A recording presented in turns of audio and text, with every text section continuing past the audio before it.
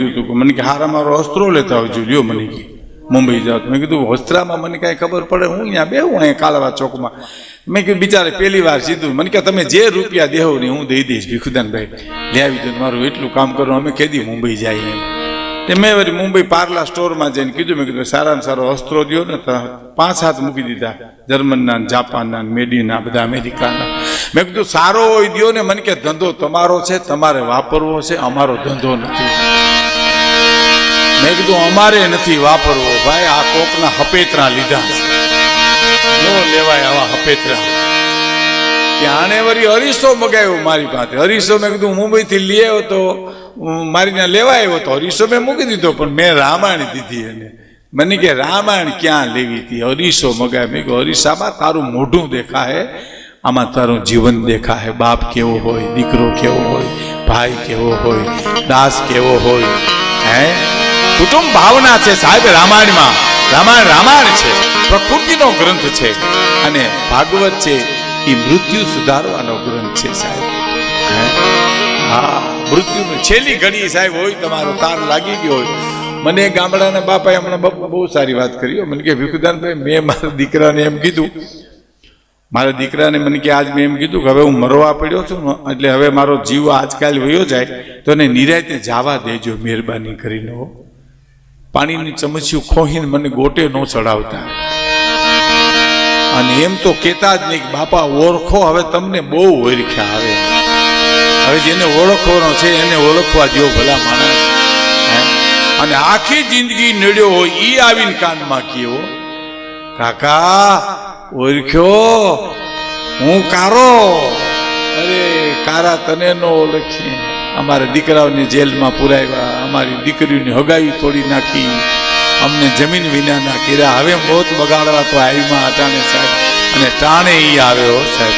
કવિએ તો એમ કીધું છે કે મારું ને તારું નો મટું એથી જગત ભંગમાં જાગતો. અથડાવું છું અરણવાના દાણ રસ્તે લાવજો. પરિભ્રમ પ્રીતિ પાળવા તમે વખતે આવજો. મારું ને તારું નો મટું એથી જગત ભંગમાં જાગતો.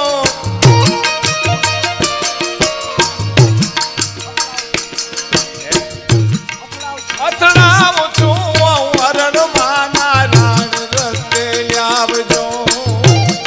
પરિભ્રમ પ્રીતિ પાડવા તમે વખતે આવજો. પરિભ્રમ પ્રીતિ પાડવા તમે વખતે આવજો. પરિભ્રમ પ્રીતિ પાડવા તમે અંત વખતે આવજો સાહેબ. અને મેં આ કવિ એમ કે છે કે મેં મારા બાપ દાદા પાસેથી સાંભળ્યું છે. હે એક નામથી અજમીલ તારો ગહન છે તારી ગતિ. કઈક જન્મના દોષ કાપી મહારાજ આપો શુભમતી. પ્રાર્થના નિત કરે પિંગલ દાસ જાણી નિભાવજો. પરિભ્રમ પ્રીતિ પાડવા તમે અંત વખતે આવજો. આ ગામડાનો એક ચારણ એમ કે છે કે પરિભ્રમ પ્રીતિ પાડવા તમે અંત વખતે આવજો. અને હિન્દી કવિ પણ એમ કે છે, શું કે છે કે ઇતના તો કરના स्वामी जब प्राण तन से निकले गोविंद नाम लेकर फिर प्राण तन से निकले इतना तो करना स्वामी जब प्राण तन से निकले। मृत्यु सुधारવાનો ગ્રંથ એ ભાગવત છે સર। મને એક જણે કીધું તો મને કે વિકુદાનભાઈ તમને સાંભળવા બહુ આવ્યું પણ તમે મરવાના ડારા બહુ દિયો। પણ મેં કીધું તારે ન મરવું હોય તો અમારે કાંઈ તને મારવો નથી ને અમારા હાથની વાતે કાંઈ નથી ને એટલી વાર કાંઈ। મૃત્યુ છે ને એ મંગળ છે સાહેબ. મૃત્યુને આપણા ઋષિ મુનિઓએ મંગલ કર્યું છે. હા, ભગવાન શિવનું મુકામ ક્યાં છે? તો શમશાનમાં. શમશાનમાં એને મુકામ રાખ્યું. સુગામ અજર અમર છે, જેનો જન્મ નથી, જેનો મૃત્યુ નથી, જેનો આદિ નથી, જેનો અંત નથી, એને મુકામ મહાણમાં રાખ્યું છે. આપણે મરવું એ નક્કી વાત છે, એની કોઈ ડોકાતા જ નથી. ને વાડીએ ઘુમરો મારવા જઈએ, મહાણમાં ઘુમરો મારવો જોઈએ કે આપણે ફાવે ન ફાવે, દીકરા કંઈક બીજી વ્યવસ્થા કરે એમ. હે, મૃત્યુ અનિવાર્ય છે, મૃત્યુ મંગલ છે. આ દેશના માણસોએ, આપણે, હું અને તમે, ઋષિ પરંપરાનો આ દેશ છે સાહેબ. મૃત્યુને અમંગલ ગણ્યું જ નથી સાહેબ. એકનાથજી પાસે એક માણસ ગયો, જેને કીધું મને સારા વિચાર આવે છે. આ સાંભળવા જેવું દ્રષ્ટાંત. યુવાન મિત્રો, ખાસ મારા મિત્રો બેઠા છે ને, એ ખાસ સાંભળે સાહેબ. તમે ભણો, ઇંગ્લિશ મીડિયમમાં ભણો, તમે જીન્સ પેન્ટ પહેરો, ટી શર્ટ પહેરો, પણ હું કોનો દીકરો છું, કોનો ભાણેજ છું, એ મૂલ્યો ન ભૂલાવા જોઈએ. બાપ મારો સદગુરુ કોણ છે, મારો મલક કોણ છે, હું કોનો દીકરો છું, મારી મા કોણ છે, મારો બાપ કોણ છે, એ મૂલ્યો ન જવા જોઈએ. સોનાને એકવાર પિત્તલે કીધું, પિત્તલે સોનાને કે તું પીળું છો? તો કે હા. તો હું પીળું છું. તો શું કરું? તો મને તારા ભેળવી લે ને, તારો વજન વધી જાય અને કોઈને ખબર નહીં પડે. હોનું કે એ વાત તારી સાચી હો, પણ કેરેટ ઘટી જાય એનું હું એમ. મિત્રો, તમે ઇંગ્લિશ મીડિયમમાં ભણો, અમેરિકા ભણો, લંડન ભણો, તમે મુંબઈ ભણો, વડોદરા, અમદાવાદ ભણો, પણ સંસ્કારના મૂલ્યો ન ઘટવા જોઈએ. બાપ હું કોનો દીકરો છું, મારો સદગુરુ કોણ છે, હે, મારે ક્યાં બેહાય, ક્યાં નો બેહાય, શું પીવાય, શું નો પીવાય, શું ખવાય, શું નો ખવાય, એનો ભેદ તો તમને હોવો જ જોઈએ સાહેબ. એટલે યુવાન મિત્રોને ખાસ આ વાત સાંભળજો. એકનાથજી પાસે એક માણસે જઈને એટલું કીધું કે મને સારા વિચારો આવે છે, એમ ખરાબ વિચારો પણ આવે છે.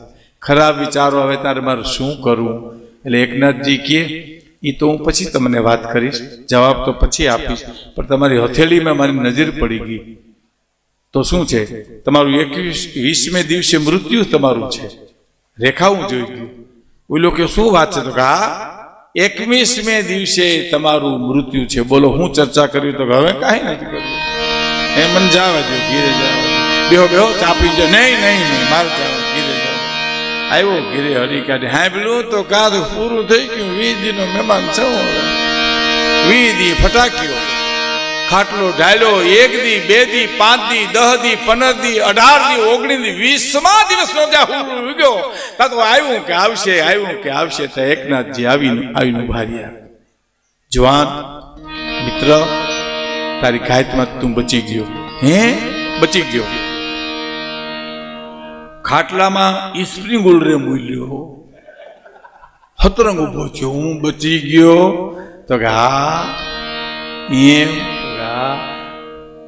તમે હું મને પૂછવા આવ્યા હતા? એકનાથજી કે હું તો તમને પૂછવા આવ્યો તો ખારા વિચારો આવે. એમ ખરાબ વિચારો આવે તો ખરાબ વિચારો આવે ત્યારે તમે શું કરો? તમે આ 20 દિવસમાં કેટલા ખરાબ વિચાર કર્યા? ઓલો કે એકેય નહીં. હે કે એકેય નહીં? તો કાં તો મોત સામે દેખાતું તું હાવ એમ ને? તો 20 દિવસ તમે મૃત્યુને નજરમાં રાખીને જીવ્યા ને, એમ અમે આખી જિંદગી મૃત્યુને નજરમાં રાખીને જીવીએ, પછી અમને ખરાબ વિચાર આવતો જ નથી. મૃત્યુ એ મંગળ છે, મૃત્યુ અમંગલ છે જ નહીં. તો ગીતાના અહીંયા ખોલિયું બદલવાની વાત છે. હવે હું તમને એક જ દાખલો આપું. 90 વર્ષના બાપા આદિત્યાણામાં, રાણાઓમાં, પોરબંદરમાં કે બખલામાં હોય, એના કાનમાં જે 90 વર્ષના બાપાને કોક કહી આવે કે ભગવાને મૃત્યુ કેન્સલ કર્યું તો મરી ન જાય, શું કરે? 90 વર્ષે એને મૃત્યુ મંગલ છે સાહેબ. હા, એને ક્યાંક મૃત્યુ કેન્સલ કર્યું તો એનો આરો શું? હે, એના માટે મંગલ છે. અજુકતું મૃત્યુ છે એનું દુઃખ કવિ કે આપણને છે. કારણ કે સુનહું ભારત ભાવિ પ્રબળ, બિલખી કહું મુનિનાથ. રામાયણમાં એમ કીધું, દુઃખી થઈ અને વશિષ્ઠે કીધું દશરથના મૃત્યુ પછી, બિલખી કહું મુનિનાથ, હાનિ લાભ જસ અબજસ વિધિ મરણ હાથ, વિધિ હાથ. એમ ચોપાઈ રામાયણની છે. કહેવાનો મારો અર્થ, મૃત્યુ મંગલ છે. ભાગવત છે એ મૃત્યુ સુધારવાનો ગ્રંથ છે. અને ભગવાન કૃષ્ણ છે. ડોંગરેજ બાપા એમ કહેતા, હું તમને આનંદે કરાવી છું, હું ભાગવત ને રામાયણની વચ્ચે રાખીને પૂજ્ય સ્વામીજી કહેતા, મેં અમારે તમને ભારે ખમ નથી કરવા. એમ અમારો ઈરાદો નથી કે આ પ્રોગ્રામ પૂરો થયા પછી તમને ભગવાન પીરાવીને ગિરનાર ભેરા કરી દેવા એવો. આમાં તમે કોઈ જાવે એમ નથી. કારણ કે અમે નથી ગયા ત્યાં તમે ક્યાં જ જાઓ? એમ બોલનાર ન જાય તો સાંભળનાર ક્યાં જ જાય? હે, પણ અમારે તમને આનંદ કરાવો. આનંદ મારો એવો હોય છે, હાસ્યરસ પણ અમારો એવો હોય છે કે અમારી માતાઓ બહેનો દીકરીઓ બેઠી હોય ને કોઈની મર્યાદામાં આંચ ન આવે ને હસવું આવે ને એવો લોક સાહિત્યનો જ હાસ્યરસ છે સાહેબ. બીજા મનોરંજનની અમે ટીકા નથી કરતા, પણ નો સાંભળવા જેવા છે. બેન દીકરી માં આપણી હારે આવ્યો તો આપણે શરમ ચડે, આપણે એમ થાય કે આ ક્યાં બેન ને દીકરીને માને લઈ આવ્યા. હાસ્યરસ તો પવિત્ર છે સાહેબ. જુનાગઢમાં એક ભાઈને મેં એટલું પૂછ્યું, મેં તમારા બાપુજી શું કરે? મને કે અફસોસ કરે છે. શેનો અફસોસ? મેં કીધું કરે. મને કે અમે આવ્યા એનો, અમે મારા બાપુજી ત્યાં આવ્યા લઈ દઈને એનો મારા બાપુજી અફસોસ કરે છે. 15 દી પછી એના બાપુજી મને મળ્યા. મેં કીધું દીકરા કેટલા? મને કે 3, પણ ટબ્બા જેવા હો. હા, ટબા જેવો આપણો કાઠિયાવાડનો શબ્દ છે. આપણા શબ્દો અમુક મહેસાણામાં સમજાય નહીં, ગોધરા દાહોદ જાવ તો એનું સમજે. કારણ કે 12 ગાવે બોલી બદલે, તરવર બદલે શાખા, બુઢાપાના કેસ બદલે પણ લખણ ન બદલે લાખા. 12 ગાવે બોલી બદલી જાય. અમે લાખાભાઈ, પ્રાણભાઈ, દિવાલબેન વર્ષો પહેલા મહેસાણા પ્રોગ્રામ કરવા ગયા ને, પછી ગરદની અમારો પરિચય કરાવ્યો કે લાખાભાઈ ગઢવી અને એની ટોળકીએ ખૂબ મજા કરાવેલી. બોલો, અમને ટોળકી કરી એની. તે પ્રાણભાઈ વ્યાસ મને કે ટોળકી કોણ? મેં કીધું હું, તમે દિવાળી બેન. આપણે લાખાભાઈ ની ટોળકી, લાખાભાઈ આપણા નાયક. પછી હું કીધું ખબર, નામચીન કલાકારો છે. નામચીન એટલે હું ખિસ્સા કાતરું છે અમે, નામાંકિત નહીં, નામચીન કલાકારો છે. હવે એક જણો મને કે કાળજાનો કકડો કરજો. પેલો કકડો હમણાં લાખાભાઈ ગાયું. મને કે કોઈ બીજો કોકડો કરો. તમારા કોઠિયાવાડમાં ઘણા કોકડા હોય. આ હા, આની પા હું કરું અંતરના ઉડાણની. એ તો કોક વેધું ને કહેવાય, પણ ચોરે નો ચર્ચાય ચિતની વાતું શંકરા અંતરના ઉડાણની. એ તો કોક વેધું ને કહેવાય સાહેબ. એમ મેં કીધું તમારે દીકરા કેટલા? મને કે 3, પણ ટબા જેવા. મેં કીધું મોટો શું કરે? ખેતી. મને કે કરે છે. ઈથી નાનો મેં કીધું શું કરે? તો બિન ખેતી કરે છે. બેઠો બેઠો ટુકડા કરી કરીને વેચે રહ્યો. ઈથી નાનો મેં કીધું શું કરે? મને કે જે સામે મળે એનું કરે છે. બોલો, આખા ઘાણવા દાજી ગયા હોય ત્યાં ફરિયાદ ક્યાં કરે છે? આખા ઘાણવા દાજી છે. કહેવાનો મારો અર્થ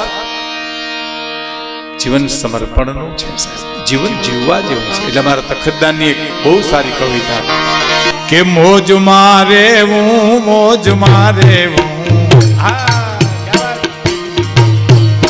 મોજ મારે હું રે બાવલિયા, મોજ મારે હું, મોજ મારે હું, મોજ મારે હું રે અગરો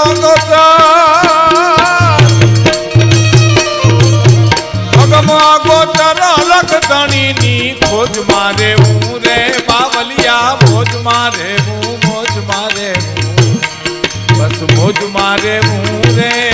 અને અગમ ગોચર લખતણી ની ખોજ મારે હું રે, મોજ મારે હું, મોજ મારે હું, બસ મોજ મારે.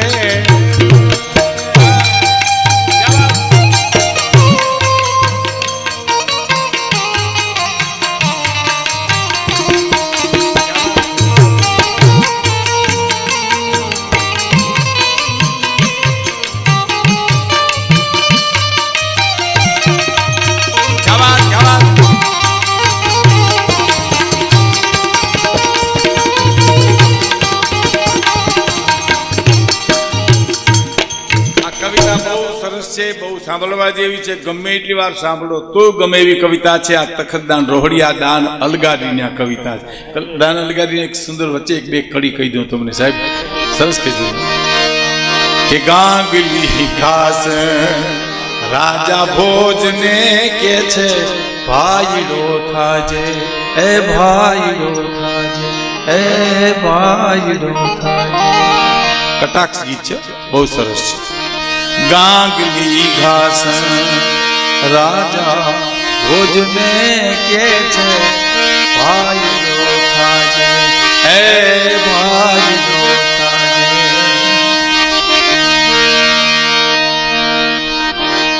તારા કવિની લાખ કવિતા, તારા કવિની એ તારા કવિની તો ભલે હોય લાખ કવિતા અને મારી ઘાણીનું તેલ ઘાચર રાજા ભોજને કે છે ભાઈડો થાજે એ ભાઈડો થાજે અને નામ કમાવા તું તો વાપરે નાણા નામ કમાવા એ જ નામ કમાવા તું વાપરે નાણા મારે વાપરવા વેણ ગાચર રાજા ભોજને કે છે ભાઈડો થાજે હે ભાઈ અને છેલ્લી કડી જ્યાં આ મહત્વની કડી છે જ્યાં લગી ઘાચર ગા